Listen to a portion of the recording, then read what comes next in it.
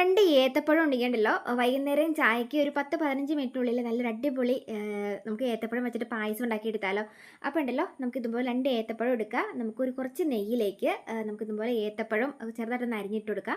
വേണമെങ്കിൽ കൂട്ടത്തിൽ നിങ്ങൾക്ക് വേണമെങ്കിൽ ഈന്തപ്പഴം ഉണ്ടെങ്കിൽ അത് വേണ്ടിയിട്ട് കൊടുക്കാം. ഇല്ലാന്ന് വെച്ചാൽ കുഴപ്പമില്ല. വരട്ടി കൊടുത്തതിലേക്ക് നമുക്ക് ഒരു അരക്കട്ട ശർക്കര കേട്ടോ, നന്നായിട്ട് ശർക്കര പാനിയാക്കി അരിച്ചെടുത്തതിന് ശേഷം ഇതുപോലെ അതിനകത്തേക്ക് കുറച്ച് നമ്മളത് ഇതിങ്ങനെ എടുത്ത് ഒഴിക്കുക. എന്നിട്ട് നമുക്ക് ഇതുപോലെ ഒന്ന് കൂട്ടി ഇളക്കി ഇതുപോലെ ഒന്ന് വരട്ടി കൊടുക്കട്ടെ. നല്ല മണമാണ്.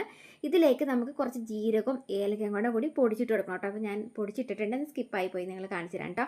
അത് നന്നിട്ട് ഒന്ന് തിളച്ച് വരുമ്പം കുറച്ച് തേങ്ങാപ്പാൽ നമുക്ക് ഇതുപോലെ ഒരു കുറച്ച് തേങ്ങാപ്പാൽ ഫസ്റ്റിൽ തന്നെ എടുത്തൊഴിച്ചിട്ട് കുഞ്ഞ് തിള വരുമ്പം നമ്മൾ ബാക്കി വെച്ചേക്കുന്ന ഒരു കുറച്ച് തേങ്ങാപ്പാലോ അല്ലെങ്കിൽ പശുവും പാലോ എടുത്താലും മതി. അതിലേക്ക് നമുക്ക് 2-3 സ്പൂണോളം അരിപ്പൊടി ഉണ്ടല്ലോ അതും കൂടെ കൂടിയിട്ടുണ്ട് ഇളക്കിയിട്ട് കട്ട ഉടത്തിയിട്ട് നമുക്ക് ഇതുപോലെ ഇട്ട് കൊടുക്കുകയാണെങ്കിൽ ഈ ഒരു പായസത്തിന് പ്രത്യേകമായിട്ടൊന്ന് കുറുകി കിട്ടുകയും ചെയ്യും, നല്ല ടേസ്റ്റും ആയിരിക്കും.